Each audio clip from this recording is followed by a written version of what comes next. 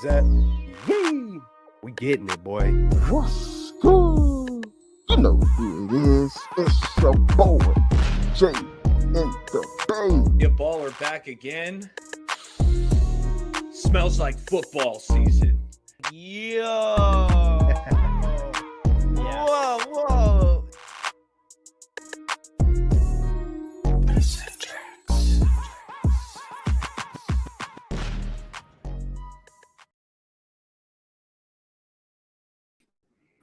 What is up, San Francisco 49er faithful? YouTube, everybody, man, what's up? What's cracking? You know what time it is. It is Victory freaking Monday.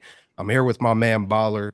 I'm here with my man Jay, man. We're going to get all into it tonight. How you fellas doing? I will start with you, Eric, because you already know what it is, man. It's lit, man. I can't wait to hear how you guys are feeling right now. How's it going, E? Hey, feeling good, feeling great, ready to talk some ball with the straight out of the Bay crew. Hey, 49ers dominated, and I'm feeling great about it. Yes, sir. How you doing, Jay? What's good? Glad to be back with the Straight Out of the Bay crew. Always a pleasure to join and talk with you gentlemen. And it's a Victory Monday. What could be better? I'm looking to see what the chat feels about this game. I know it's only one game, but that was a hell of a showing. All three phases, and we'll definitely get into it tonight. I'm excited.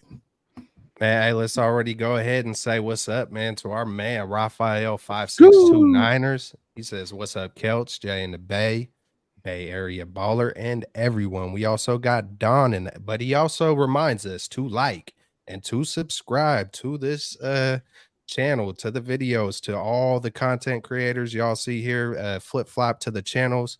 Show some love, do all that good stuff. Thank you, Raphael. Real talk. From the Bay to LA. Let's go, baby. Long Beach, I think, right? Yep. We got Don Dotson in the house. Hello, Niner family. Let's hop straight into it, man. So it's still Monday Night Football. If y'all wanted to chime in on this Monday Night Football, but I thought we could also just open up the show. Just if there's any big thing that just kind of surprised you throughout the league. This Sunday and Monday, also Thursday. Is there anything that really hopped out to you? We could talk about the Monday Night Football, whatever y'all really want to kind of break the ice. I know there's probably a few folks maybe still watching the Monday Night Football, but how you feeling, E? Is there anything that surprised you about this game so far or just across the league? Yeah, well, last night, the New York Football Giants just looked absolutely atrocious. You know, Brian Dable, I got a lot of respect for him as a coach and an offensive mind, but to put up a bagel opening night, I know the Cowboys defense is good. Actually, the Cowboys defense looked really freaking good. So that's something to monitor. But, regarding this Monday night game, I got to be honest, I'm an Aaron Rodgers fan. I like Aaron Rodgers just on field, the way he plays the game, how beautiful of a deep ball he's got. You know, the mobility's kind of waned in the last couple of years, but he was mobile and his pocket presence. And tonight, I was just really disappointed with what the New York Jets did protecting Aaron Rodgers. He was barely on the field tonight. Took like 4 or 5 snaps. He got hit 3 separate times. Offensive linemen weren't blocking defensive ends. They were trying to cut block and dive at their ankles, where the defenders are just sidestepping these cut blocks and immediately beelining for A-Rod. It was atrocious. I don't know whose game plan it was, to have the offensive lineman cut block like that. But I'm disappointed just as a fan of the league that Aaron Rodgers is already out. Absolutely, man. Jay, how do you feel about it, my man? Yeah, I would agree. It was definitely disappointing. I know a lot of people watch Hard Knocks, and I'm a fan of Hard Knocks. I like being able to watch behind the curtain of an NFL team, how they work out, how they prep, and it's cool to see all the coaches and players. You obviously Robert Saleh's there, so that's another connection. So I was excited to watch the entire season of Hard Knocks, and the entire show is basically about Aaron Rodgers. And he comes to Gotham City, and he's going to make the Jets a contender and all this in a tough division. And to go out in 4 plays, it's like, what the hell is going on? As soon as I think he got sacked, He stood up, tried to walk it off, and then he went directly to the ground. I was like, oh man, it's something serious. Like the guy could barely walk. So it's definitely disappointing just from just a fan of the NFL. As Barrier Baller said, he's one of the, the greatest throwers of the ball we've ever seen, easily of the last 20 years. Aaron Rodgers is that guy. But yeah, definitely unfortunate for Saleh, the Jets fans, Rodgers, because who knows how long he's going to be out. And I don't know about you guys, but I wasn't too impressed with Zach Wilson. That's for sure. Yeah, man. I echo your guys' sentiments. For me, so I turned the Monday Night Football game on, and as soon as I turned it on, he's on the ground. It's like I didn't even see the play. I seen it, some of the replays, but the second I turned it on, he's on the ground. And I immediately thought of Trey Lance, man. I had like Trey Lance, how quick it can happen, how early it can happen. It just made me kind of just have those same kind of feelings like, damn, man, just in a snap, man, it can be like that. And we'll see. Hey, hopefully it is nothing too serious. I heard, it could be an Achilles, it could be a high ankle sprain, but it didn't look good. So, prayers to him. Hey, it's a brutal sport, man. Brutal sport. But hey, man, the safety, I don't know if you guys know his name. He got 3 picks, and I don't know I can't remember the last time someone got 3 picks in one game. So I thought that was, regardless of how he got him, I thought that was pretty cool. But he definitely made a play. He made a play. I have to mention number 10 with the Las Vegas Raiders. Okay. I got to mention him. I'm not going to lie. I will be watching the Raiders this year. My wife will be watching them as well because she's obviously a number 10 fan. But I would be interested to hear from Raiders fans if they're happy about number 10 and what he did. He went on the road. AFC West division rival, beat the Broncos. So that's something that kind of stood out to me this Sunday as well. So had to mention that. Yeah, man.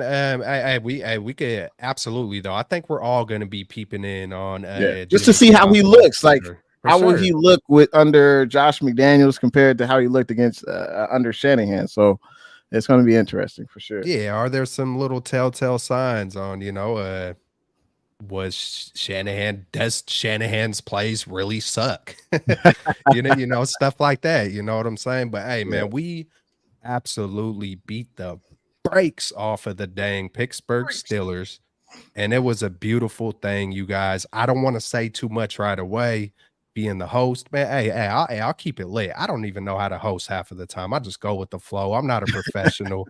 I don't know if I'm supposed to talk first, talk last, but hey, man, just that I guess however you feel. Hey, man, I'm gonna just we're gonna go around the table, man. I'll finish last because I dug deep, so I think I got some gems on things I saw, and so hey, I'll start with you, E.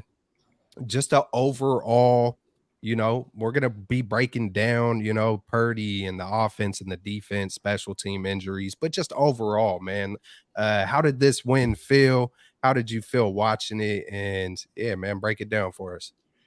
It was a dominant performance, and I think you got to start off with this defense who didn't give up a first down. The first 5 possessions the Steelers had 0 first downs.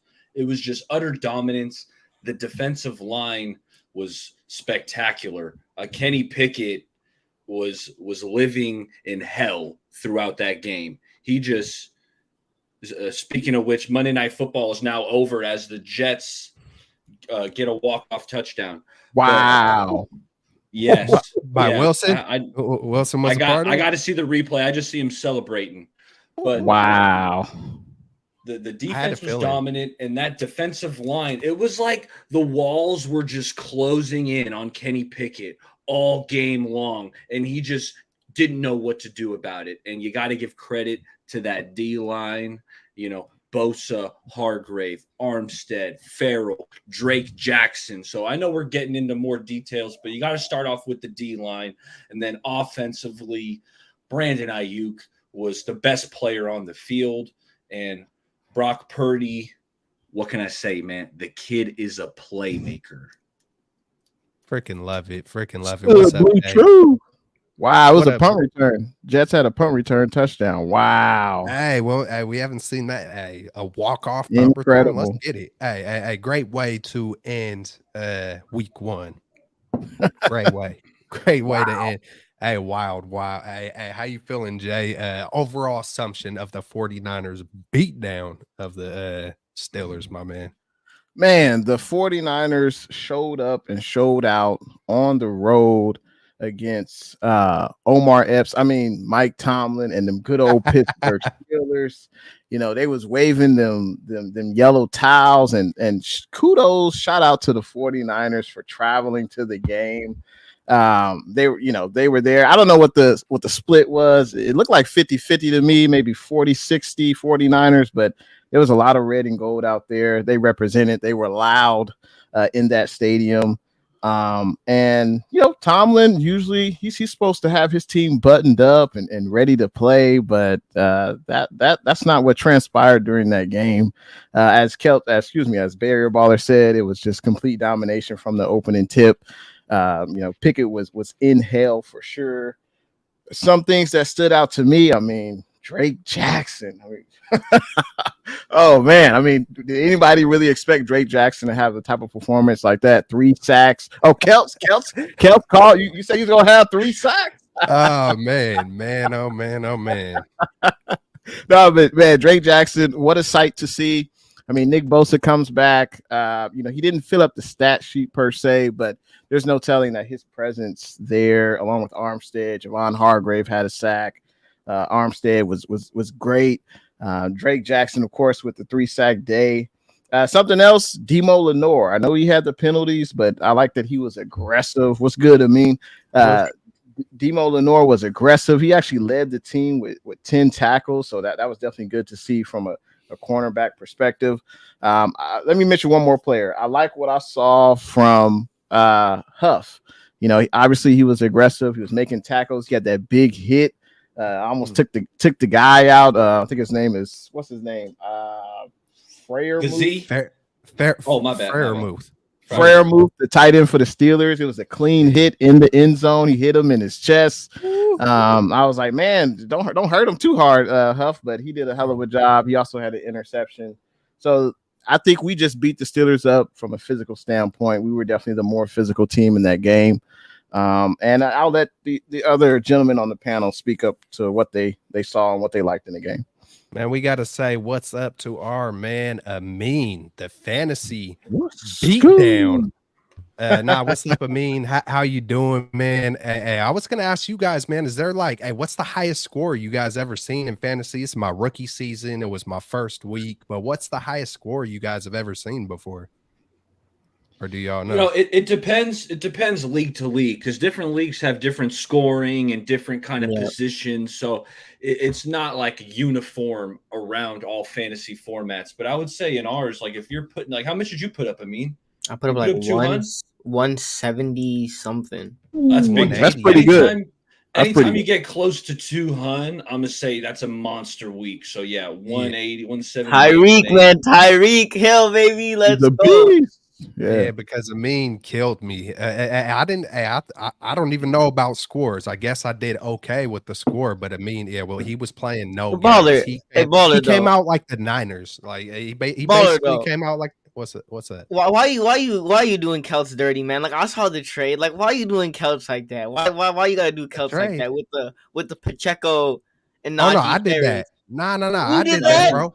Watch Pacheco have a better season. Bet, bro. Hey, it's week 1. We'll see. Hey, I know the value. I know where he was ranked. I know. Just watch at the end of the year when we see Pacheco and we see Harris. We'll see. So, Rich is turning on his East Bay brethren, Najee Harris. He's turning on him. I saw that. No, that wasn't me. That wasn't me. I mean, I saw that. But, anytime two men agree to a trade as a commissioner, you gotta let it go. Unless it's completely it looks like, hey, I'm trying to boost someone else's team. Then you might have to step in. But trades, they go through in this one. Yes, sir. Hey, let's hop back into the game. I just had to say what's up to Mean real quick. Hey, just overall the game, and I'll let you hit it up after me. I mean, we're just overall assumption of it. Hey, man, we were clicking on every dang freaking cylinder. It from everything: offensive line, defensive line, penalties, even the stuff that I could nitpick on. It's like it was one of the more complete games that I can remember in a while. Up and down the whole list. The blocking by the wide receivers were phenomenal. Yeah, man, it was a beautiful thing all the way around. We'll dive more into the details coming up real soon here. But how'd you feel? I mean, about the just overall general assessment. If it did anything, was there something major that stood out to you? This was one of the, if not the best games I've seen from this Niners team. Like honestly, like just in Yeah. terms, even though it was the Steelers, but like just in terms of the way that they're playing, defensive guys were flying. The defensive line was getting pressure and putting the pressure on Kenny Pickett. I mean, Talanoa Ufanga with the big hits, Fred Warner just flying around everywhere. Brock Purdy also, like, Brock Purdy with some of the little things, not even like, he didn't have any big deep passes in the game. He didn't do anything like Patrick Mahomes ish, but he still had not Patrick Mahomes ish, but he still did really darn good. And there was some nice throws like that one on the left, running to the left, hitting, I think it was Aiyuk sidearm, like cross body, like little things like that where you're like, damn, that was good. Like overall, from offense, defense, Christian McCaffrey, Aiyuk had that amazing catch. Like this was one of the cleanest, best games I've seen from this 49ers football team, especially on an opening day. Like everybody, there's this there's this narrative that Kyle Shanahan starts off slow, you know, game number one, and turns out this team came out firing on all cylinders: offense, defense, receivers, running backs, quarterbacks. Everybody was just all over the place. So yeah, this was a phenomenal game all around. Hopefully the Niners can continue it for the rest of the season. But I mean, overall, it was just great. You got me thinking because I've battled folks quite a bit about the 49ers start slow thing and said, hey, man, I think that was more of a Jimmy Garoppolo thing, man. To me, that's what I see. That's what I feel. I feel like Jimmy, it only takes a couple of plays. It only takes a couple of sacks to completely swing a game. And it also only takes a couple of an elusive plays to dip up out of there and hit Debo like he did, or dip up out of there and hit some of those. That's why they say it's a game of inches, because a couple of those plays, man, could be 14-point swings. And we've seen it time and time again, man. So I've battled quite a few folks like, hey, this season's going to be different. We're going to come out dominate, man. It kind of lightweight reflects, we gave predictions. I said 30, I said 33. I switched it later on to 34, 17. Hey, our defense is no joke, man. We're going to hop into the next subject. Purdy. I don't know if you guys heard about what Peterson said. I'm sure you guys had, but I thought it was a huge deal. I thought it was a huge deal on the way that Purdy had the killer instinct and went into the game. When they got into the red zone, they were looking for Peterson. They were like, because I watched the whole 17 minutes of what Peterson said, and he didn't mention Aiyuk's name at all. He was mentioning maybe he did, but he was mentioning Kittles and he was mentioning Debo. He was basically calling Brock Purdy a system quarterback. I interpreted the way he was talking to Purdy was Purdy ain't shit. He's a dinker and a dunker. I'm paraphrasing, but he said he would come and get his pick. Purdy came out and said, "Hey, we'll see. We'll see." And we seen it was all deliberate and Mamba mentality from my perspective on what Purdy did. I was like, that's some killer freaking instinct. You got a veteran talking, and then he comes out in the red zone and it, just delivers the goods, man. I can't remember the last time I seen a 49er quarterback just go on attack mode like that. And you've seen the smirks, you've seen the smiles, you've seen the memes of Brock Purdy. He's the real mother effing deal. I feel like majority of us feel that way, even after 8 games. Just when he gets on the field, he's consistent. He's calm, cool, collected, and he's a killer, man. It's like, hey, you don't have to throw 50-yard bombs, man. So how do y'all feel about the noise from Peterson? what Aiyuk did and the combination of Purdy and Aiyuk together. We'll start with you, E. I like to do my talking on the field, right? BA did his talking on the field. That first touchdown, whoop, whoop, whoop, breaks Pat Pete's ankles. He falls to the ground, right? And then not to mention the ball where Brock Purdy and fellas, this is new to the Kyle Shanahan offense. Kyle doesn't call up a bunch of back shoulder fades. It hasn't been in his offense. So now I'm wondering, is this kind of the evolution of Kyle Shanahan? We saw him go for it on that fourth down, on that first drive, where sometimes I know we question Kyle and his aggressiveness, right? So I like the fact that he went for it. He dialed up that back shoulder fade to BA, and it was a nice throw by Brock Purdy, and Aiyuk snagged it with Peterson all over him. So I like it when the players do the talking on the field. Like, you can chirp, that's one thing, but when you're making plays and burning defenders, that's where the talk is really made. Real talk. How you feeling, Jay? The Aiyuk show. Pat P got to sit down somewhere, man. It's one thing to run your mouth, but when you're not able to back it up, it just, I think he'll be much more quieter next time around. But I think the Brock Purdy, the Aiyuk connection, it was a beautiful thing to see. I've been a huge Aiyuk fan. I didn't know he had this in him. I think this is probably his best game as a 49er. I think it's true that Brock Purdy is him. I'm starting to become more and more of a believer. I mean, I know it's only week 1, but it is on the road in Pittsburgh. I mean, that's a tough place to play. And I just thought, hey, what I noticed most about Purdy is he just looks comfortable. He's in command of the offense. He's able to escape when defenders are at him. He's able to roll out and make plays. We saw that several times with Debo and Aiyuk, as Eric said. So, hey, man, the sky's the limit for Purdy. And I think this could be Aiyuk's best year. He's going to be asking for a lot of money in the offseason if he continues this level of production. But and I mentioned before the game, we were talking about what to expect from the Steelers, and we were saying, hey, we got to watch out for TJ Watt.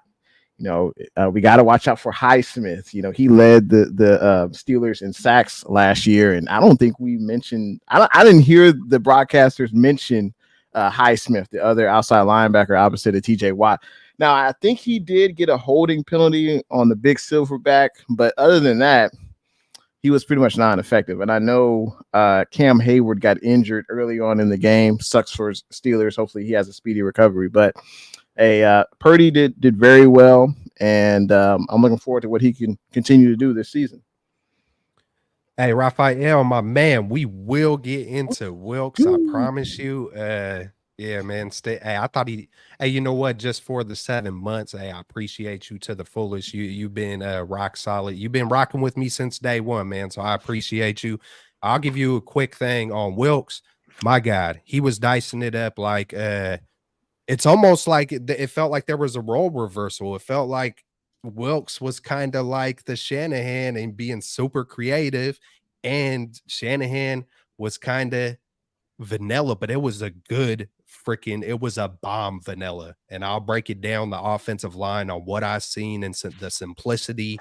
It was freaking just beautiful. Hat on a hat. But Wilkes, he did phenomenal. I mean, he was blitzing Greenlaw, Hufunga, I believe Gibson. They were taking turns. Fred Warner was freaking blitzing. And on all those incompletions were probably blitz.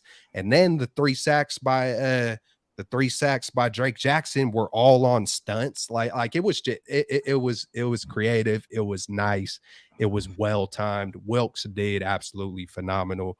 And we're gonna get into it in a little bit more. We want to say what's up to everybody in the chat. Nick J, we got 49er dude, Mark Rich, yee. We got Randall, RM. We see all you guys up in here. Roberto Davis.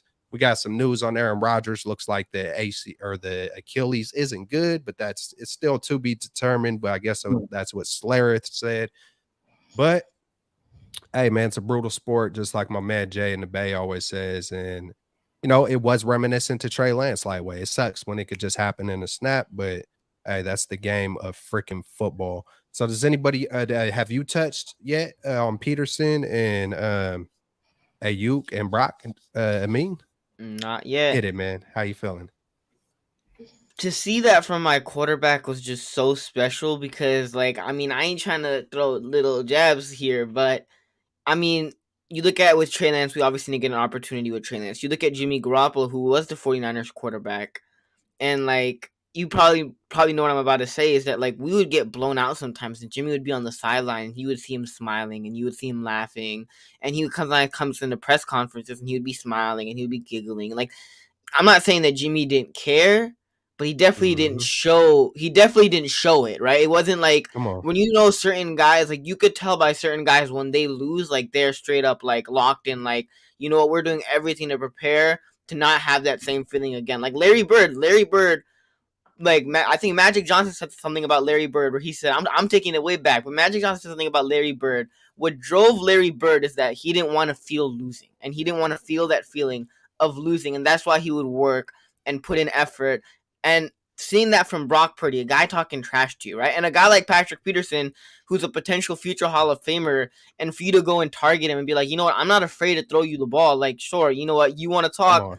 And he didn't even talk back, right? Because there's a lot of guys that could go in the press conference and be like, Patrick Peterson's a bum and da-da-da-da-da. Like, he didn't even talk. He didn't respond to it. He just went out on the field and took care of business. And seeing that from your quarterback is just so great because, like I said, with Jimmy, you didn't really get to see that, right? It was Jimmy was like, all right, we win, cool, we lose, it's whatever. But with Brock, you could tell that, you know what, like, he actually cares. Like, it means something to him. And he's not gonna let you slide by just talking crap. It was kind of like Michael Jordan, right? Last Dance, he was Real like, talk, bro. I took it personally, right? I took it personally, right? So the same thing with Brock Purdy, where he took it personally, and he went out on the field. He didn't respond in the press conference. He didn't respond, before the game. He went out on the field and responded.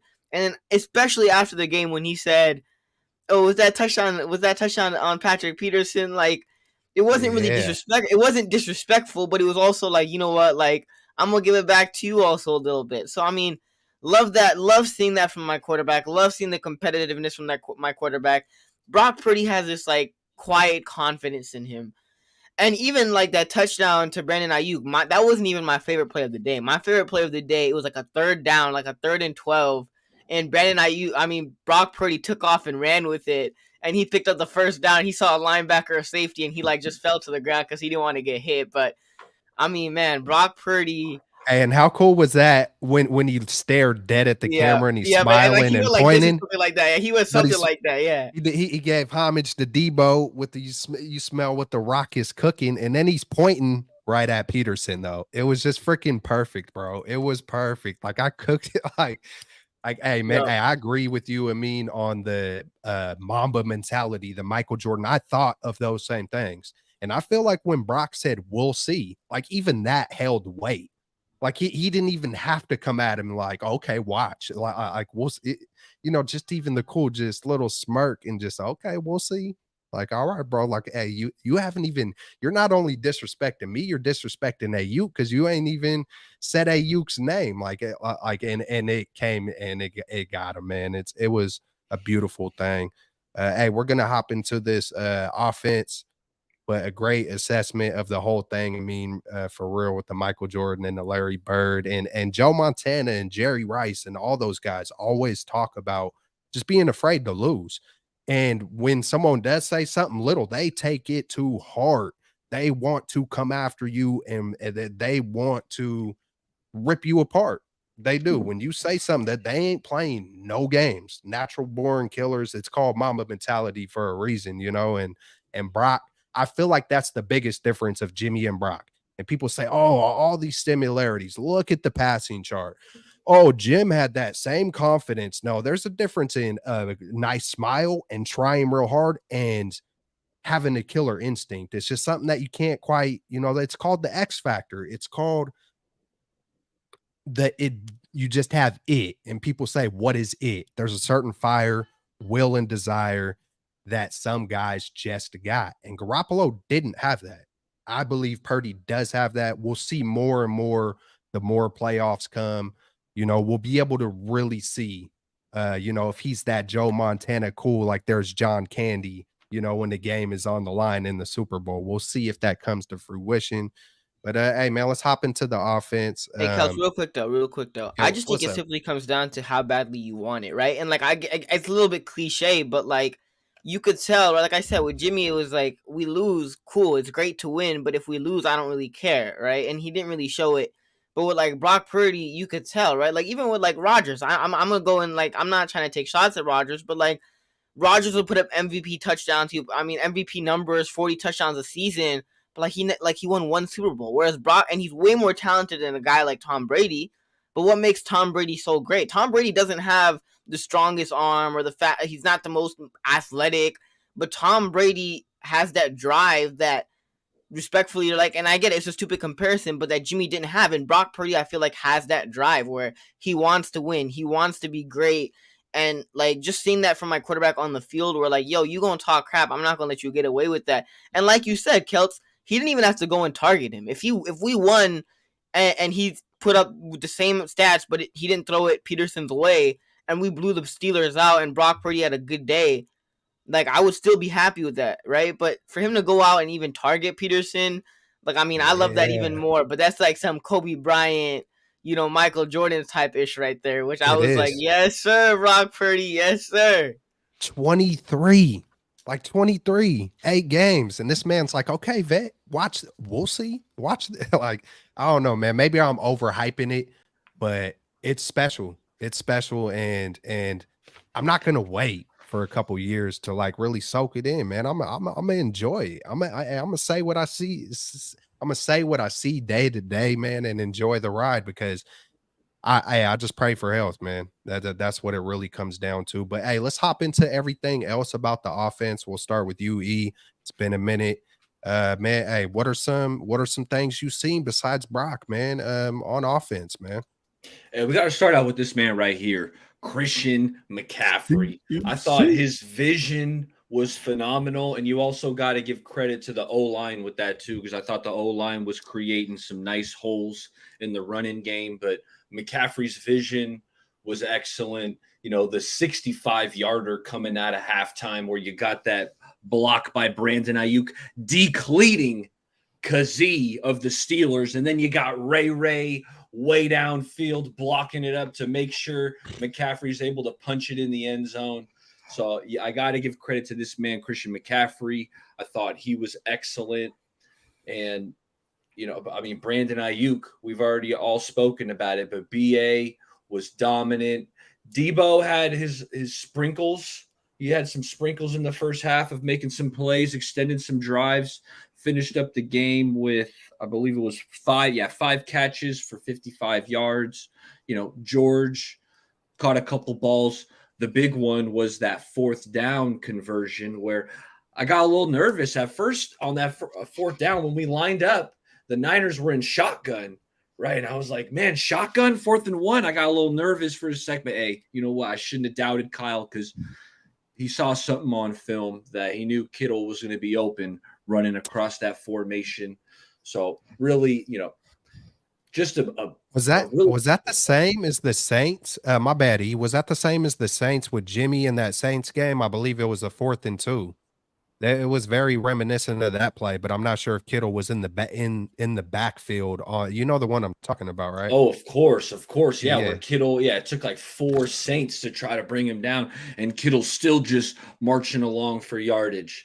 It was something similar, where they catch it short, and then they got to get that yak, and that's what the Niners do best. And Brock is also excellent at creating that yak, throwing receivers, leading them nicely. And my favorite play, I know Amin touched on his favorite play of Brock, but my favorite Brock play was when Minkah Fitzpatrick has a free rush coming at him. He's unblocked. Yep. And Purdy makes him miss in the hole, spins out the back door, hits Debo for the first down. And it's like, whoa, those are plays that Jimmy Garoppolo, he plays with his feet like stuck in mud Like I would say, like his feet are stuck in mud. He's not going anywhere. But Purdy's got those quick feet. He's quick like a cat. Makes Minka, who's an all-pro DB, miss in the hole, escape on the run, Debo. Then he had another one where, Purdy's pocket presence is phenomenal. There's bodies around him. TJ Watt's flying at him, and he just sidestep, creeps up, throws on the run to BA. And it's just like, Brock, he's making the game look easy. And I think that's why he doesn't get, I feel like, some of the credit he deserves, maybe nationally or maybe within our own fan base. It's just he makes it look so freaking easy that people don't want to give him this credit. But I will. And it's like, and I didn't come up with this analogy. I've seen it, but, like a starting pitcher in baseball, right? Not everyone throws 97 miles an hour. Right? You can be like a Greg Maddux and throw 89 miles an hour, but still be a Hall of Fame caliber player. So that's what I'm seeing from Purdy. He does it his way, and the kid, he's just a flat out playmaker. Hey, I got to chime in just on that specific play, so I'm not being repetitive with the play, but the play where he escapes, right? I mean, I watched it 50 times, whatever, but he did this last year as well. And we all mentioned how some of the stuff he does can be easily duplicated, but he just stood there almost for a split second longer, almost as if he didn't see it, but he knew it. It's like he knew it he baited him. He baited him. He waited for him to get right there, and then whoop. Someone sent me on Twitter a play of Garoppolo versus the Vikings. Oh, well, this play was way better and he threw it. No, Jimmy bounced. Like Jimmy was hoping and praying. Purdy knows what's coming and he knows what he's going to do, like pre-snap when it's coming. He knows how to manipulate it, and then he knows where he's going to go, like all simultaneously. Jimmy would kind of bounce around. Oh my God, hope. And sometimes he would get lucky, and sometimes everybody gets lucky at some points in times, but I would be saying it differently if we haven't seen Purdy do this numerous times. Look at the swim move versus the Tampa Bay Buccaneers on Judon or whoever it was. We've seen this. It's almost every single game is kind of the same. And hey, hit it up, Jay, because I know you got to be itching on the rest of the offense. And yeah, man. So I feel like it's easy to see on paper kind of the similarities of Jimmy and Brock, but it's just like, I think there's a huge difference, man. I think we're all going to learn more and more, but hit it up, Jay. Yeah, I think Amin spoke on that about the it factor, and it seems like Brock really cares whether or not the team is successful or not. And unfortunately with Jimmy G, that his actions kind of led that to be questioned. Like, does he really care? Does he not? But it's good to see Brock Purdy really cares. I think he really seized the moment against the Steelers on the road. And like you guys said, he makes the game look easy. He's able to read the defense. He's able to escape pressure. Definitely something that's great to see. I mean, the biggest standouts were, of course, Aiyuk, CMC. I thought that was a great play call by Kyle Shanahan on the first drive, the fourth down pass, the play action to Kittle. And I wasn't really expecting that much from Kittle. He didn't really practice all week. I was surprised that he played, but that was a huge play, a gutsy call to do that on the first drive of the game to kind of set the tone like, oh, we're not going to punt the ball. We're going to get the first down because you can't stop us. And kudos to Kyle Shanahan. Gotta say kudos to Moody. He obviously he's a little banged up. There were questions about Moody. Why do we draft a kicker in the third round? Yada yada yada. Should we reach out to Robbie Gould with our tail between our legs? But the 49ers stood by Moody. He came through in an interesting environment. 3 for 3. He was perfect on field goals and extra points. So kudos to Moody, and of course Mitch. That we don't allow any slander on the Straight Out of the Bay show about Mitch Wisnowski. 3 punts, all in the 20. I think actually, my bad, Mitch.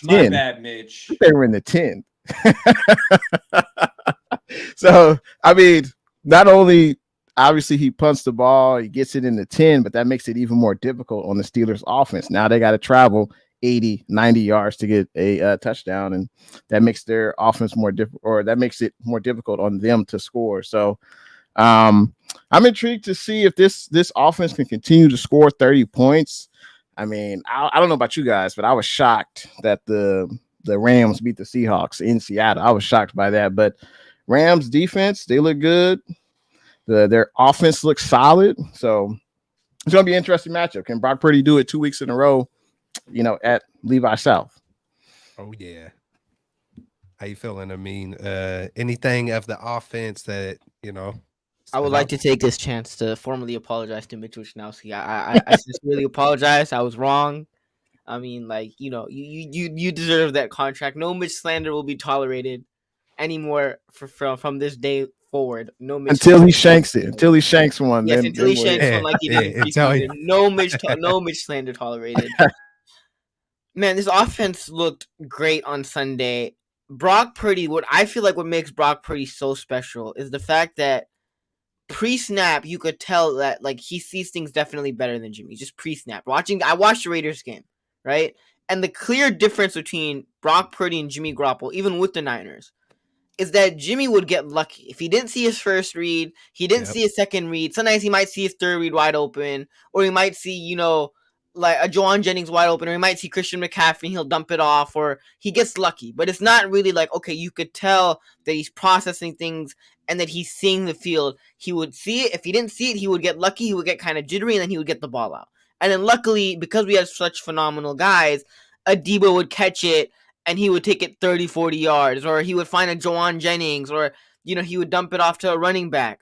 You look at what Brock Purdy, there was one throw, I don't remember the exact what quarter it was in, but he didn't see his first read. He couldn't find his second read, or he couldn't find his first read. The pass rush was coming, and he hit someone in the middle of the field. Like, he was looking this way. He looked, he saw the pass rush coming, and he went bang, and he instantly saw it and dumped it off, and we picked up 9 yards on like a second down. Like little things like that where you see that from Brock Purdy. He just sees the field so much better. Pre-snap also, seeing the things from Brock Purdy. He just, like, pre-snap, he's better. He's a better decision maker. He makes less mistakes. He's just quicker at processing things. And that's what I feel like what makes Brock Purdy stand out compared to all the other quarterbacks that the Niners have had in the Shanahan and Lynch era, is that he's just able to process things so much quicker. And when he does process those things, he's also so accurate with it, right? He knows where to go with the football. When he does know where to go with the football, it's not like he's sailing it over receivers' heads or, inaccurate. He's really accurate with the football also. And that's what makes Brock, I think, really, really special. So overall, Brock Purdy had a great game. Christian McCaffrey, the guys whose shirt you're wearing, I mean, he had a phenomenal game. That run, shout out to Aiyuk with the block. My only issue with McCaffrey is that I felt like in the third and like late third, early fourth, I was like, Kyle, take McCaffrey out the game. Like, you don't want him to get hurt. Like, Kyle, this is Christian McCaffrey. Like, I was like, Elijah Mitchell, man, like, he has his helmet on. Like, get Elijah Mitchell in the game. You're winning this game. Why unnecessarily risk Christian McCaffrey? I mean, obviously Christian McCaffrey has been great for the 49ers, and when he's healthy, he's the best running back in the league. But that's the thing, though. He hasn't really shown the ability to stay healthy. So, I mean, with all the touches that he got, I was a little bit afraid. I'm like, Kyle, you got to cut off that a little bit. Like, we're up by double digits. At this point, we're winning this game.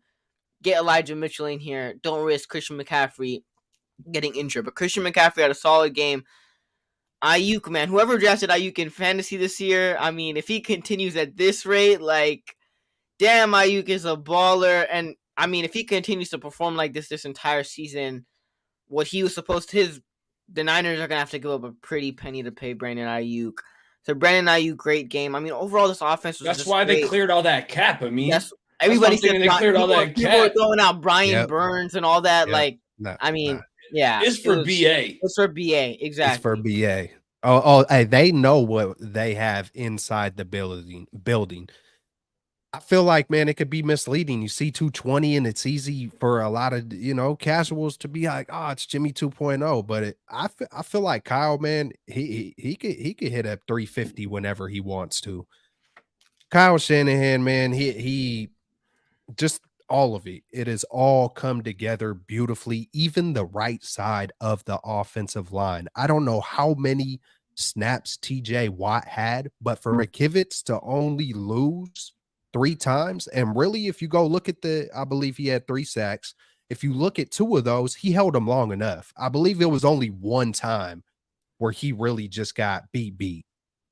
And I'm looking at McKivitz only got beat like badly, like 1 time out of probably, I want to just guess and say 60 snaps or something. Correct me if I'm wrong, chat, but that's pretty damn good.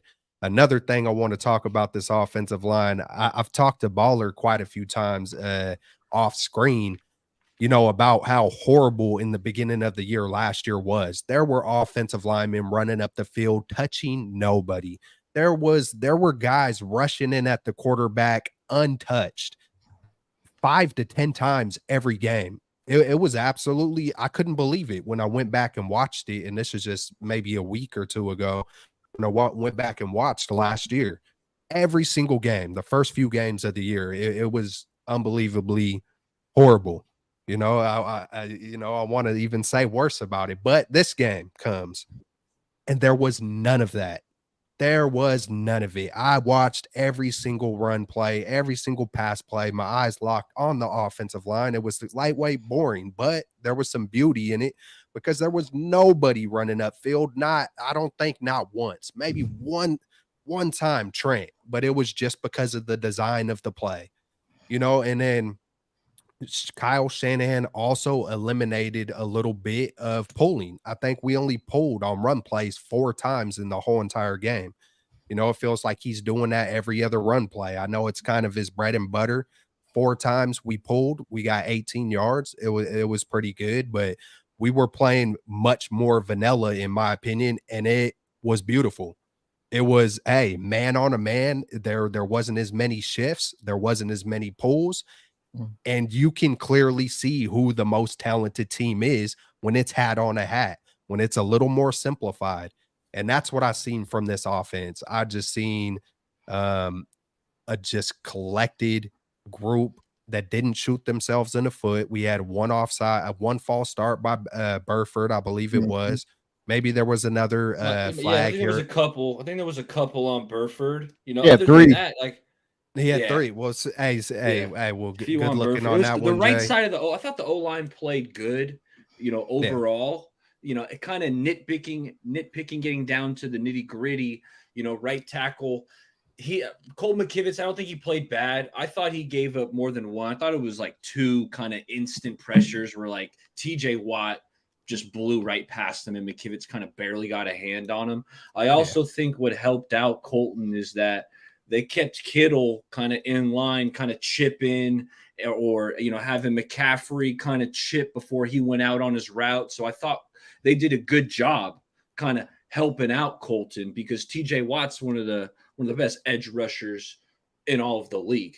So rightfully so, they game planned for it, kind of had Kittle chip on him, McCaffrey chip on him, maybe Juszczyk help out. But a few times, where McKivitz was left on an island to block TJ Watt one-on-one, thought Watt beat him pretty easily a couple times, and it ended up in a couple sacks. But overall, the O-line, especially that left side, Trent, Banks, and even Brendel, I thought had a really strong game. Hey, I just got to say what's good to everybody that's in the chat right now. We appreciate everyone tuning in and contributing to the stream. We do have a few super chats. One from Raphael 5629ers. He says, what will the 49ers do with the cap space? And then we also have Blue True Hot Diggity Dog. Congrats on the win. Yeah. Jay in the Bay and straight out of the Bay. Before we get to the super chat, I just want to say something about the offense. I don't think we saw the complete offense. Honestly, Juice didn't really get involved in the offense. Juwan Jennings didn't record a catch. So I think there's still, we left a little bit of meat on the bone. Elijah Mitchell really only had 5 carries. Amin alluded to that earlier. Like, come on, Shannon, get CMC out the game. It's the 4th quarter. We up by 4 touchdowns. What are you doing? But I think more guys can get involved on this offense. And if you're a defensive coordinator, who do you aim to limit on this 49ers offense? You limit Debo, there's Aiyuk. You limit Kittle, there's CMC. Like, there's so many weapons. Who do you key on as a defensive coordinator? So I think we're going to be a problem. You can't do it. You can't do it, Jay. Right, right, You Next can't. week it's gonna be Debo and Kittle. right, right. It's Exactly. it's You can switch it man, up. they're gonna take their turns. They are going to take, and when you least expect it, it might be Jawan Jennings might have himself a Right, game. Who knows? right. Jordan Mason might need to get slipped in there for a minute, or Elijah with some more touches, or Yeah. my God, man. And I do want to say I see Mr. Layback 808, my man. I believe that could be my man Albuquerque Turkey from back in the day. But how you doing, my man, from the 808 to the 707? You know what it is, man. You know, I got family from the 808, so it's a beautiful thing. I love the picture. Hey, man, I think this right side, they are who they are. I think as long as they can be serviceable, as long as you're just not getting continuously beat every other play and Purdy's running for his life, I look at that like a win. You know, we could, hey, a team isn't going to be perfect, but I think we are damn close to it, man. I see Grandizer saying something about attaboy. Man, I don't know if that's my accent or my I'm little s- twang or guy, but attaboy. I don't know if I ever said attaboy boy, attaboy before, but the attaboy. There we go. There you go, my man. But yeah, man, hit it, Amin. Or hey, it's time to switch topics though, too, huh? real quick though. Yeah, yeah. Still with the offense, as much as we put up a great performance against the Steelers, I'm still noting that Sunday night football game against the Cowboys, right? Like when we play games like that against the Cowboys, against the Eagles, those are the games where will this offensive line be able to hold up, and will this offense be able True. to, like, because this For game, sure. honestly, like, it was a great game, but realistically speaking, after the first quarter, even though we were beating them physically, we kind of beat the Steelers mentally. Like at that point, they were just beat out. They were like, we can't. On offensively, nothing's working. Defensively, nothing's working. Like they kind of got mentally beat because we were just beating them so badly. The defense was flying all over the place. They had great turnovers. When you're playing a game like a Cowboys, like against the Cowboys in a couple of weeks, you're not going to be able to get the ball as easily and get that many turnovers. And you know that Cowboys defensive line played a hell of a game yesterday. And even going back to last year's playoff game, right, against Dallas. Last year's playoff game, the offense struggled, and Dallas's defense is no joke, right? So when you're playing those elite teams, when you're playing those elite defenses, when you're playing those teams that have relatively good offenses as well, will that offensive line number one be able to hold up, and will Brock Purdy and this team offensively be able to go toe to toe? Because with the Steelers game, they played great, but I mean, after a certain point in that game, like I mean, you kind of could tell the Steelers were beat not only physically but mentally as well. I think if you look at our schedule, I think TJ Watt is probably a top 3 edge rusher as far as who we're playing, the opponent. So Exactly. I think McKivitz, I mean, he's going to give up some pressures. He's going up against one of the best edge rushers in the league. So 95 snaps, you know. yeah, I think McKivitz did solid. I think he's going to continue to get better as the season goes on. I mean, I know he's been with the Niners a few years, but he hasn't started a ton of games. I don't think he started double-digit games yet. I think only a handful, honestly. So I think he's just going to get better. And also Shanahan, you got to help him out. If he's struggling, put Kittle over there, let Juice come out the backfield, chip an edge rusher. Like, I think you got to help your guy out. How many sacks did we take, if you guys know? Like, because hey, playing one of the better ones. Ah, damn it. Let's 3. see. Yeah, sacks. that's what I counted. Yeah, the 3. Yeah, So TJ Watt had all 3. Yeah. Hey, you know, that was kind of bound. And to they still happen, got man. blown Strip out. sack. I mean, and then the strip sack is not ideal. You got to give Yeah. credit to Brock for holding on to that. So it's Hey, like he took a little shot to the chin on that one, I think.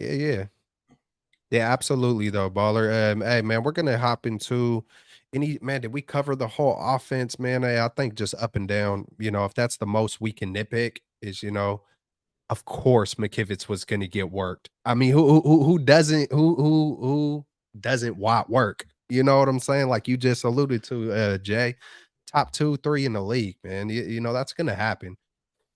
But you So, still hey, got to man, monitor it going forward. So we still yeah, got to monitor absolutely. it. Let's see how he holds up against the edge defenders of the Rams, because there ain't no TJ Watt on that Yeah, Rams, at least outside. Aaron Donald, as good as Yeah. he is, primarily he's rushing from the interior, although occasionally they will put him outside. So, we'll see.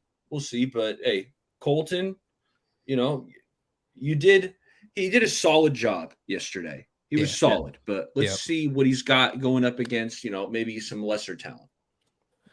Man, let's hop into this defense. And my God, y'all, it was like watching, like we were in freaking fast forward from every single angle you could think. Our defense, our whole entire team is fast. They're violent. They're smart. All the main guys are in their prime. We only got 3 guys, I believe, that are new, like players, that are on consistent playing time. Hargraves, Oliver, and McKivitz, but McKivitz has been here. He's been here for quite a few years. It's go time, y'all. And this defense is freaking lightning quick. And it's just everything is clicking, bro. And Warner, I mean, let's go. Hit after hit. He almost got a pick six. He was the guy who got the hand on the ball for Hufanga to intercept it, but he also almost took a pick six. I said last week that was my number one X factor prediction was Warner would get a sack, Warner would get a pick six, and he came damn close on getting a couple of sacks and getting that pick six. I don't care to be right because this defense is explosive. It's explosive, y'all. I mean, Lenore, I don't want to say all the names, but Drake Jackson, I've been pounding the table all off season long. Watch what Drake is going to do. One of my main predictions was Hargraves, Drake Jackson, and Bosa, the 3-headed monster, will all get double-digit sacks. So it's just a beautiful thing. I mean, Cleveland Farrell was doing work on at least two of Drake Jackson's sacks. Eric Armstead was the guy who was almost there on the sack, or he was pushing the pocket. So it was just phenomenal all the way around. Greenlaw, Hufanga, Ward. I mean, I could say the whole entire defensive team, but they're fast and they're violent. And I'm gonna stop there. Take it away, my man, on this defense. Oh, Hey man, you hit on the heavy hitters right there. I think it would start with Fred Warner, just that tackle for loss, how he shot the gap and hit Najee. Najee did not look the same after that. I think he might have dinged him up just with the ferocious hit Fred Warner laid on him. You mentioned it. He tipped that ball up for Hufanga. I mean, there's not many linebackers that can run down the seam with tight ends and wide receivers, but Fred Warner does it routinely. That's what separates him from every other linebacker in the league. It's like he will pop you, and then he's also one of the best coverage linebacker in all the game. You mentioned it. He jumped that route, nearly came up with that interception. But then I got to go.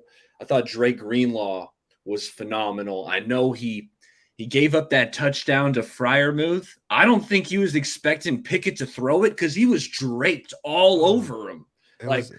Greenlaw's coverage was exceptional. He was right there. He tried to stick his hand out. He was right there. So I still liked it. Greenlaw had a nice pass breakup on the tight end Hayward in the end zone. And that's just him in coverage. I thought, just attacking the line of scrimmage. He always plays downhill. We know he plays kind of borderline, like he might hit you late. Like he's just overly physical. Like Greenlaw just loves to hit people, but he didn't get flagged. So I thought that was excellent. And, Charvarius Ward obviously came up with the interception. And you're right, Kelts. It was Eric Armstead. If I had to spotlight one defender, and I'm going to stop after this because I don't want to take up all the guys, which I might have already done. But if I had to spotlight one defender who I thought had probably the most dominant performance, I'm looking at Eric Armstead. This dude was just collapsing the pocket. He was. Even doubled a couple times. He was double teamed, and he was still pushing the pocket, kind of making Kenny Pickett uncomfortable. So I love to see it. Eric Armstead, spectacular performance. May not have showed up in the box score, but if you watch that game, Armstead was dominant. Hey, stats never tell the whole story. And sometimes even the eye test fools people because, hey, sometimes, I'm a fanatic, man. I watched the game 3 times, man. And certain plays, I'm going back. I'm watching it 5, 6, 7 times. Okay. But hit it up, Jay. Trent Williams was interviewed earlier this week, and he said, Nick Bosa not being at camp really meant something to the team. Obviously, guys aren't going to count each other's money, but they really wish Bosa was there. And obviously, we got the news, a few days ago that Bosa and the Niners reached a contract extension agreement.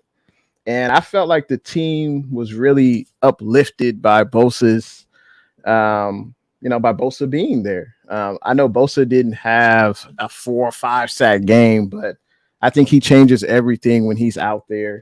The offensive coordinator, the quarterbacks, they have to take account into where number 97 is on every play. And I think, number 95, Drake Jackson benefit from it. Javon Hargrave, everyone along the defensive line benefits from when Bosa's out there. And when the defensive line is able to get pressure, hey, the cornerbacks get to cover less. And I think we saw that. Pickett didn't look comfortable at all in the game. He threw 2 interceptions. I just think he didn't look comfortable because of the 49ers pass rush. And kudos to Mooney Ward. I wasn't sure if he was going to play, but obviously he had an interception. I don't even know if he allowed a catch in the game. But kudos to Mooney Ward. Demo Lenore led the team with 10 tackles. That was good to see. He was aggressive out there. He kind of reminded me of Greenlaw yesterday. He was a little bit too aggressive. He's got to rein it in a little bit, but at least he was aggressive. And you would much rather have a guy be aggressive who you have to tone down than a guy like, oh, does he have a pulse today? What type of effort am I going to get from him today? So that's what I noticed. This team definitely was uplifted by Bosa's presence, and definitely we're all glad to have 97 back. Playing games with the Niners for sure. Mean. I mean, y'all know that song "Who Let the Dogs Out." I mean, that's what Kenny Pickett was asking after that game. He was like, Fred Warner, dog. Talanoa Hufanga, a dog. Jay Greenlaw, a dog. Nick Bosa, a dog. Charvarius Ward, a dog. We got dogs. You could name the entire defensive line if you wanted to. Kerry Eider, he got a sack. He had a couple of pressures. Javon Hargrave, Eric Armstead, Drake freaking Jackson, Brian Burns, who? Yannick Ngakoue, who? The only guy that I acknowledge that had 3 sacks on Sunday is he goes by the name of Drake Jackson. We got dogs everywhere. I'm sorry, Miss Jackson, who? Talanoa Hufanga was flying around. He was hitting dudes. Fred Warner was hitting dudes. I wish he got that pick because I thought he got it and then he dropped it. I was jumping up and down. We got dogs on that defense. We got dogs on that on this defense. What a damn performance. Props to the defensive line because the defensive line played a hell of a game. Everybody from the edge to the interior, all the guys that played on the defensive line. Even Kinlaw had a couple of nice plays near the end of the game. So everybody on that defensive line really just made Kenny Pickett's life hell. And you could tell it all starts with the defensive line, right? And that's why Kyle and this team and John invest so much in that defensive line, and they value that defensive line so much. And credits to them because this defensive line had themselves a hell of a game. Hey, got to mention real quick, Cleveland Farrell. He was draft pick by the Raiders. He got cut. We picked him up. 2 QB pressures, 2 QB hits, 2 tackles, 2 stops. Cleveland Farrell did a pretty good job. I think we found our next starting. I'm glad you mentioned him, Jay, because there was a jet sweep early in that first quarter, and Cleveland Farrell shot the gap and he blew up the jet sweep. And that's the type of stuff I like to see. Also had a couple. He beat a right tackle one time. Actually, it was the left tackle. He beat the left tackle. The guy barely got a hand on him. So I'm glad you mentioned him because Cleveland Farrell was awesome. Absolutely. By the second or third time of watching the game, man, I really started to see okay, dang, man, wow, that's crazy. Fred Warner's blitzed 4 or 5 times. Who let the J out? Who let the mean out? Let's get it. Hey, man, but seeing Fred Warner blitz 4 or 5 times because then Wilkes came out early in that game. we are here. We ain't playing no games, So he blitzed early and then laid off a little bit, but came right back to it. He didn't wait for like things to get out of hand. We seen D'Amico do that. I'd seen him do that, quite a few times where he would kind of save it until things got a little sketchy. Wilkes came straight out, man. I mean, he was blitzing. That there were different. I wish I would have charted it down on who all blitzed and how many times they did, because it was almost all of them, and it was beautiful, man, just to watch it. And then, like I said, man, the stunts by Drake Jackson, man, there was the creativity was mixed up in there, man. So this team ain't playing no games, man. I feel like Kyle, the simplicity of what Kyle did as well, man. I feel like that's a plus. It just feels like, man, it's just simply put, man, we're clicking. I think it's going to continue. I think this could truly be a dominant year. I'm not trying to, sell a dream or anything like that. That's what I feel, man. We've been knocking on the door. It's time to kick that shit down. And I think they're ready to do it. Real talk, man. But hey, let's hop into anybody want to touch on anything else, man. We could hop into the Jake Moody, the Mitch Wisnowski. Hey, Ray McLeod, man. I mean, solid. Nothing was muffed, nothing was sketchy. Everything was just solid all the way around. That's what I seen on special teams. Yeah, man. Anything on special teams? Moody, there was a bit of a question mark coming in, right? I thought he kind of struggled during the preseason. Like I got to be honest, I was worried for this first game just to see how Jake Moody would kick, but he was lights out, nailed everything. Love to see that. Mitch, I gave Mitch a hard time for a couple shanked punts in the preseason. Mitch, I'm sorry. You mentioned it. Ray he had like a 20-yard punt return. He had a couple nice returns playing against his old team. Anytime you're playing against your old team, it kind of gives you some extra juice, because you want to prove those guys like, hey man, you shouldn't have let me get out of that building. Right. So Ray, the one thing I'll say on special teams is I want to see him clean up the kickoff coverage. Yeah. I thought there was a lot of room to run for the kick returner of the Steelers. So while special teams, like, if I'm giving it a grade, I'm gonna give it like an A- because they were exceptional. Mostly, when you're kicking and punting and not screwing up big time, that leads to a good special teams grade. But kickoff coverage, if I'm being nitpicky, let's kind of narrow that down. We want to pin teams, inside the 25. We don't want teams starting at the 35 or the 40. Hey, I think part of that too. Hey, absolutely, baller. You want to stonewall them. You don't want to leave those gaping, lanes and whatnot. But I think part of it had to do with, the Mitch was doing the kickoffs, and they were, I think he got one of them. I'm trying to remember, but most of them were right at the goal line or at the 5-yard line. So I mean, that was part of it. Not getting our guys in position exactly the way we want to. Just that extra. Man, the game of inches really comes into play on parts that has nothing to do with the 1st and 10 or the 3rd and 10, but yeah, man, I think it was just good all the way around. Jay, hit it up, man. Yeah, I would say the special teams unit will be complete when Moody is kicking, because I think he's got a stronger leg than Mitch. But other than that, I would take this special teams performance every game the rest of the year. You tell me Moody's perfect from extra point, from field goals. Mitch is making it more difficult for the opposing offense to get down the field by kicking it, a coffin punt in the 5-10 yard line. I'll take this special teams performance every game. And absolutely, the kickoff coverage could be better. I think they one time got it to like the 35 to 40.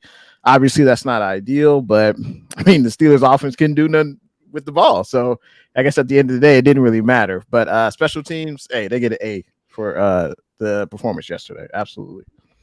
Yep, you guys pretty much covered it. I think they get an A. I mean, Jake Moody, there was never a concern about the kicking, like the leg, right? Because you looked at in the training camp, people are saying he was hitting 55 yarders, 58 yarders, even beyond 60. So it was just like that confidence, right? The mental hurdle that in which that he had to overcome, and he did that, and he went 3 for 3. Now, obviously, Kenny hit those 50 yarders because Robbie Gould, he was good as gold, but beyond a certain point, you had to get a little bit closer in order for Robbie Gould to where you felt confident enough in Robbie Gould's ability to hit that field goal, where the Niners went out and got this kicker in the third round. This kicker should be able to hit those 52, 53 yarders, if not more. So that's, we'll obviously see that in the, hopefully in the remainder of the season. But Jake Moody, 3 for 3. He had a hell of a game. Mitch Wishnowsky, I already apologized to him. No Mitch slander will be tolerated from this day forward until he shanks it, maybe. But overall, special teams, defense, offense. This was one of the cleanest games I've seen from this football team in probably the last 3 to 4 years, honestly. Real freaking tough, just up and down. Just all of it. It couldn't be emphasized enough. I'm not gonna lie, Kels. I'm not gonna lie, Kels. I was sitting on the couch, and after like the second quarter, I was like, "This is our year. This is our year." Yeah. I was feeling it. I was like, "This is our year. We want to win the Super Bowl this year." But then, hey, we're fanatics, man. It gets so freaking stressful, and of course, there's concern. Of course, I don't even like to say the word worry. That's how technical I start getting. But concern, yes. Hey, there's reasons to be concerned. With anything in life, you feel me? But it's like in the moment, hey, live it up, man. Hey, absorb it, because there's a ton enough hate and stress and worry throughout this freaking world. This is our. If it isn't, it isn't. But hey, man, we can still enjoy it. But hey, to each their own at the same time. You feel me? But hey, real quick, Baller, how was your Independence Day today? Zach Wilson Independence Day. Zach Wilson. Aaron Rodgers got hurt. Zach Wilson's finally the starters. Even Robert Saleh came out and said in his press conference interview that Zach Wilson will be the starter for the remainder of the season. So how was it? How can we get the? Did he really say that? He did say that for the rest of the season. Like they're already ruling out Aaron Rodgers for the rest of the year. Okay, Achilles. so right after there was a clip on Twitter that had it zoomed in, and the way that it literally looked was he planted his foot. It literally looked like his AC, like his Achilles went like that. It looked like a twig, like a twig goes like that. It's broken. It's done. I've seen it. I was worried about it, and it's really sad. It's a travesty what that offensive line did to Aaron Rodgers. Like it honestly, it made me sick. I was tweeting about it. I don't know if it's getting enough national attention. Why the hell are those Jets tackles cut blocking? Like, it makes no sense to me. They did it multiple times on that first drive. Aaron Rodgers got hit 3 times, and he only played like 4 or 5 snaps. So it was egregious. To be fair, though, on the play that he did get hurt, he held it way too long. Like, he was holding on to it. I think partially it was also Dude, did you watch the block? The guy didn't even block him. Perfect. I'm not saying the block him. It was just a beeline. I agree with you, but at the same time, he was holding the ball like he wasn't. Okay. He wasn't like 1.5 seconds. 1.5 seconds is a long time to hold the ball. Come on, ball. Get the stopwatch out. Get the stop. 1.5 seconds. Come on. That offensive line coach needs to be fired already. Don't even let him go back into the locker room. Fire that offensive line coach. And anyway, sorry, I got worked up there. What were we on? I feel it because if you see something that just don't feel right or don't look right, hey, that's kind of.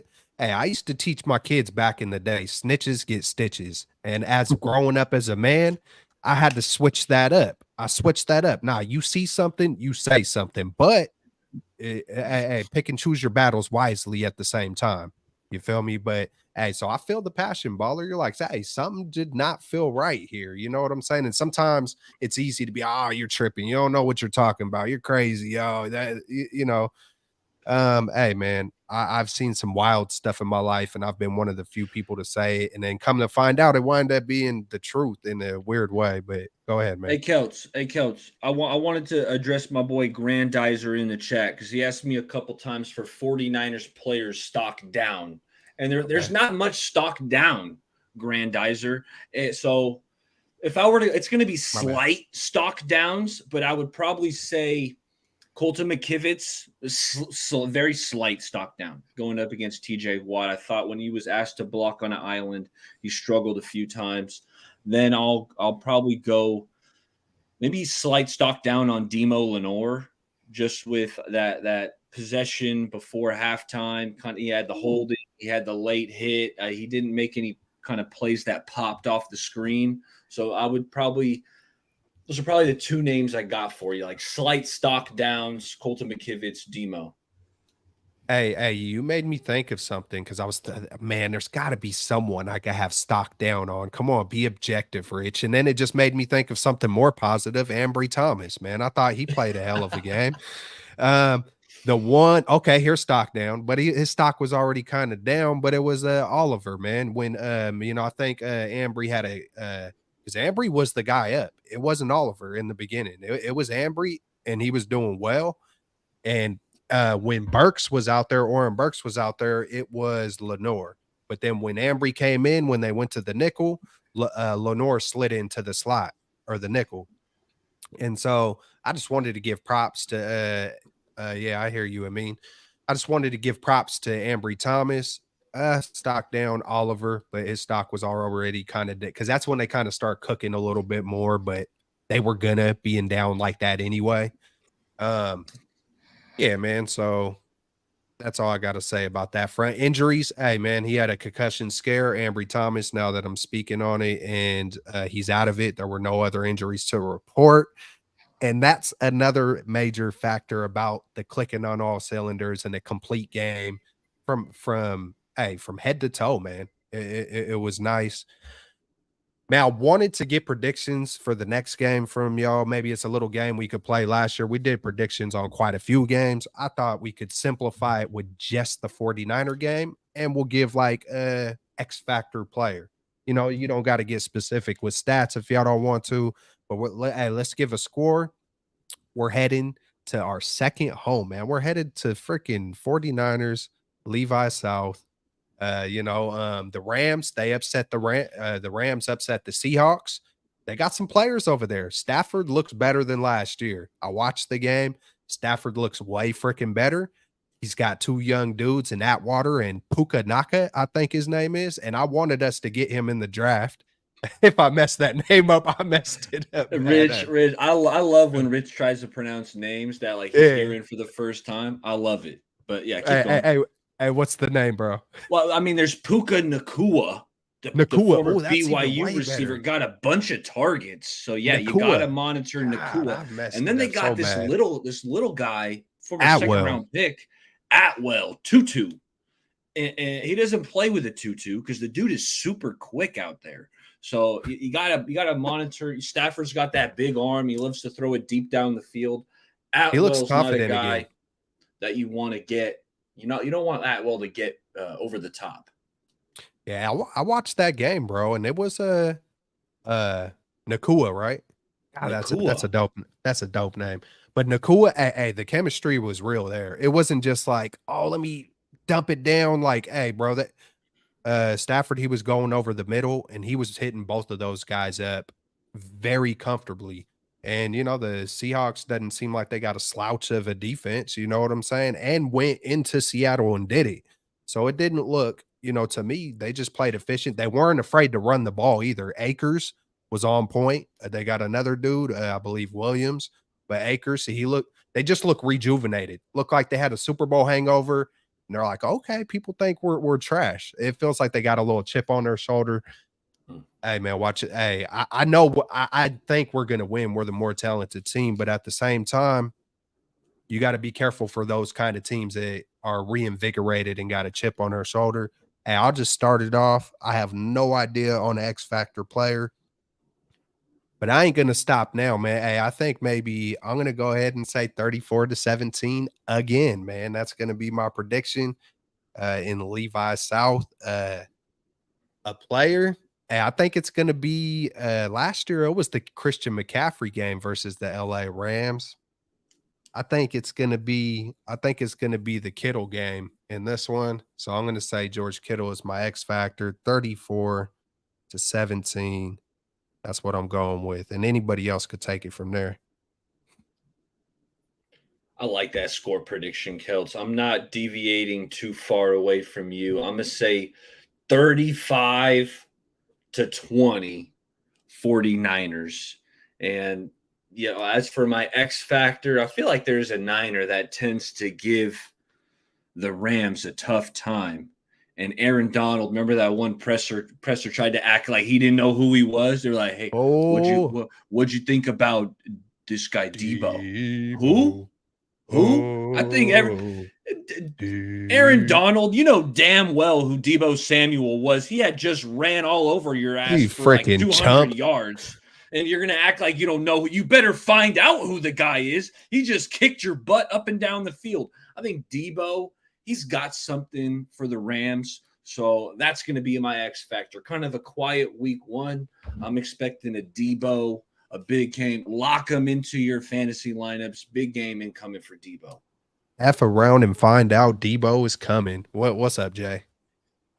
I gotta say, what's good to Libby's World? We got Double L in the building. Yee. Also saw Tommy Huxley. How y'all doing? Thanks for joining us tonight. Hey, one thing I noticed in that Seahawks and Rams game, and I mean the Rams, they just beat the brakes off them good old Seahawks in Seattle. I was shocked by that. But hey, as you guys mentioned, the Rams have two pretty good wide receivers. I think our secondary is definitely going to be challenged in this game. Yeah. But the Rams, they only punted the ball one time. So that means to me the Seahawks defense couldn't really get off the field on third down. I mean, they were just putrid. The Seahawks offense only had 180 total yards in the whole game. I mean, that's just ugly. The Seahawks also didn't bring Stafford to the ground. They had no sacks. So I think it's going to be a much different game when they play the Niners on Sunday. That's for sure. Also, one more thing. The Rams had the ball for 39 minutes in the game. So they just Stafford's he ain't no picky. He ain't no picky. That's for sure. It's going to be a good test because honestly, I thought, Rams week 2 automatic win, but they kind of proved they have a pulse in that game versus the Seahawks to go on the road, division rival, and not only just beat them. I mean, you stomped them out. So I still think the Niners are going to win, though. Of course, I think the Niners will win 30-23. My X factor in this game, I think it's going to be the CMC show again. I mean, last season he had, I think that was the game where he had the touchdown pass. He ran for a touchdown. I think it's just going to be CMC all day. I could see maybe over 150 all-purpose yards for CMC, 2 touchdowns. Hey, you said 30-23, right? 30-23. Yeah. All right. That's a I could see that score being that's a good one. Hit it up, I mean. This Rams game, I mean, like Jay touched on it. I mean, it's not going to be a guaranteed win for the 49ers. I still think this Niners team gets a W. I'm going to go with Brandon Aiyuk as my X factor. I mean, if you're the Rams and you've seen Debo run all over you time and time again, I mean, I'm pretty sure at a certain point Raheem Norris and that team got to lock in on Debo. Christian McCaffrey, as much as I think he'll have at least a touchdown in this game. I mean, you got Aaron Donald in that middle. I mean, it ain't gonna be as easy to run up that against that Rams defense. So I'm gonna go with Brandon Aiyuk. You look at obviously, and I keep mentioning him because he still holds a special place in my heart. Even though he's a Dallas Cowboy and Trey Lance, you thought Trey Lance and Brandon Aiyuk they wouldn't have that connection, but then now it looks like the Brock Purdy and BA show and Brandon Aiyuk. And they kind of got that connection. And one also thing is they don't even got Jalen Ramsey no more. Like, who's their cornerbacks? Like, who do they got that can guard our guys? Like, they can't. Who are their Yeast? cornerbacks? They got Yeast. I don't even know. Like, no, it's Yeast. They got a Kello Witherspoon. They got a Kello Witherspoon. He's out. He already got hurt. He got hurt. Number one. Blew him did up. you see Metcalf push him? Metcalf just let shoulder. He's done. Wow. I think he's in That was concussion quick. protocol. Hey, who was number one? Who was number one on their team? Because number one, he was flashy. He still got burnt by Metcalf, but he looked like he had a little bit of swag and he was making some plays. Like I can't remember his name, but I'm pretty sure it was number one. Like Kendrick. Yeah, it was Kendrick. It was Kendrick. That's one guy who stood out. Number 0 stood out a little bit. I think that 53. Because I'm not up on the Rams. They got a lot of guys that's not very familiar. But there was some defense. There's not a lot of names on that. It was 53. I think it was 53, 0, and 1 that I was kind of got peeping Kobe out. Durant as well. Kobe Yeah. Durant. That sounds like Yeah. some Kobe Hey, Bryant, do you I'm a Kobe got basketball Bryant, player. Kevin Durant. Like, yeah, Kobe Durant. Like, Kobe Durant? Hey, I seen the yeast, and I chuckled a little bit when I seen the yeast, but man, you gotta watch out for these dudes, man. I mean, hey, do you got a score? I mean, I got you with the 20. I'm leaning 24-13 here. If not 27-13, I think the Niners get it done. I don't think it's gonna be as high scoring, but I mean, here's the biggest difference maker is that in that Seahawks game, obviously the Rams controlled time of possession, but that defense, that Rams defense, the Seahawks offense didn't even have a first down the entire second half. Like they were Wow. struggling. crazy. They couldn't even get a single first Struggle. down. And I don't think that's the case with this Niners football team. And then even defensively, the Rams was just winningly like just putting up points on them. Like 30. You let Matthew Stafford put up 30 on you. No discredit to Matthew Stafford, but with the guys that he had as receivers, like I mean, you let them put up 30? Seriously? I thought that was dope. To be honest, I feel like they left a little bit on the table too. Like, I was kind of like, man, it's kind of, I don't know. To me, I think it's kind of cool when you see a vet instantly just go to like a rookie like that and just like, nah, I'm gonna just keep going. Like, I don't know. It's just the way I see it. Man. Hey, do y'all got a defensive player? Because as I wrote it down, I was like, man, we gotta get a defensive player up in here too, man. Hey, I'll just hit it up right away. I'm having flashbacks of Ufunga with the pick six. Ubanga. Yes, sir, man. I got Ufunga for my guy. Who y'all got? I'm gonna take the easy one. I'm going Nicky B, Nick Bosa. He's gonna have a couple sacks. One of them's gonna be a strip sack. It's gonna be a fumble. We might scoop it up and run with it the other way. So Nick Bosa, he's coming out and gonna make a game-changing play. Striking. Hit it up, Jay. Defensive player. I'm gonna go with one that I'm sure everyone was thinking about. That's Javon Kinlaw. I think he's going to. Hot dog. I think he's going to take on those double teams, and he's going to be tackling Cam Hey, Akers keep my name out behind the your line mouth. of scrimmage. Keep my name out your mouth. Okay? Keep my name I out ain't your the mouth. one. I'm I rooting ain't for the one. Kinlaw this game. I'm rooting for Kinlaw. Obviously, he's not starting anymore, but I think he could perform well in a reserve role. Oh, you're being No, serious. Yeah, no one is expecting Kinlaw to Wow. get Bruh. multiple Okay. sacks. Hey, didn't he get a pick just six take a on couple double years block. ago in LA? Didn't he get a pick six in LA a Yeah, couple I think years he ago? did. Yeah, he did have a Yeah, pick he six. did. Took Was a that sack. Highlight of his career so far. Wow. Exactly. Pick So, six. so maybe he likes playing in LA. So hey, I'm Hey, expecting a if lot from Javon Kinlaw. Kinlaw I has like it, multiple bro. sacks, Jay, I'm picking you up this weekend. We're going out to breakfast. I'm picking you up. Absolutely. Nah, We're hell gonna go no. get I'm some picking. breakfast. Hey, we're going to hit the freaking the casino. Shit. I think he'll have a couple TFLs. He'll have a couple tackle for I like losses. that. I think he's going to limit what the Rams want to do in the ground game. So I'm picking Javon Kinlaw. I like it, man. I like it. Who you got? I mean, Give me Drake Jackson. I'm gonna go with a 2-sack performance, if not 1.5. I give me Drake Jackson. Drake Jackson. Give me Drake Jackson. I mean, what he did last game, I didn't expect it. 3 sacks. Like I thought he would be better, but 3 sacks. Like Drake Jackson was on point last game, and respectfully, like said it. everybody was hyping up the return of Bosa, and Bosa I think will still be dominant. But if you can get that level of production from Drake Jackson, like I think Drake Jackson was just a little bit more impactful last week. Like you saw Drake Jackson flying around, like, and I get it. Bosa was playing, and Bosa is still a freaking phenomenal football player, the best defensive lineman in the league. But I mean, Drake Jackson was all over the place last week, and I think And he'll do the same thing this week.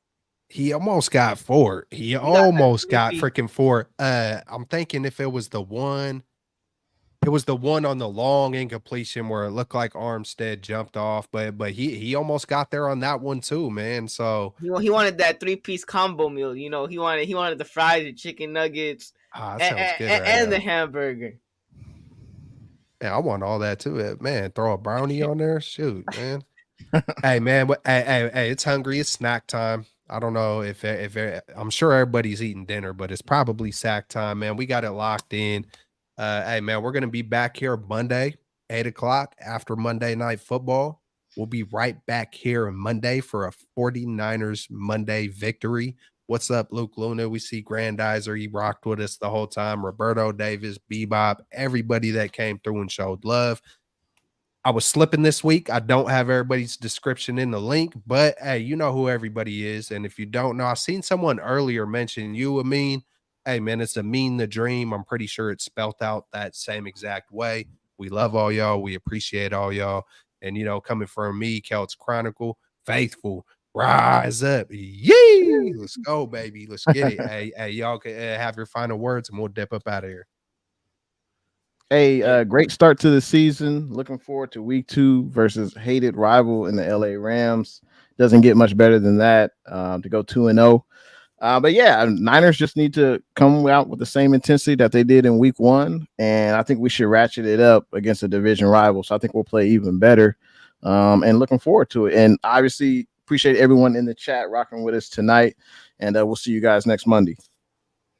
Hey, appreciate it, fellas.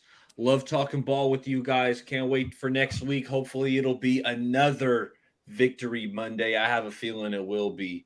And hey, I'm excited. Football season's here. Sunday's got a lot better. And Monday nights with this crew, looking forward to it. Amin. Hit it up, bro. Bang, bang, Niner gang. Ooh, bang, bang, Niner gang. Hey, man. Hey, put a little twist on it, though. Threw the yeast on it. I'm kidding. Oh, shit.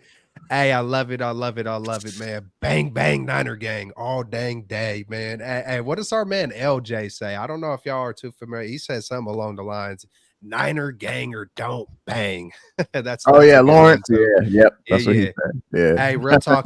That's his thing. But hey, man, go show love to everybody, man. All the content creators, unless they're just flat out just, you know, extreme weirdos. I'm a little bit of a weirdo, but I know we got some crazy people in this world. Stay away from those folks, or try to encourage them. Who knows? Hey, anybody at any given moment can hit a 180. Stay up, stay blessed.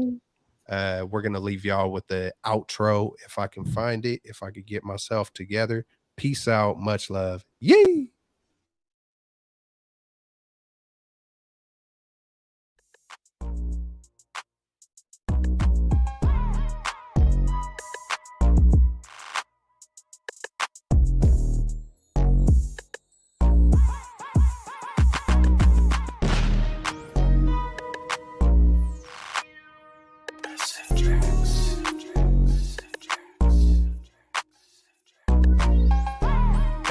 Rise up.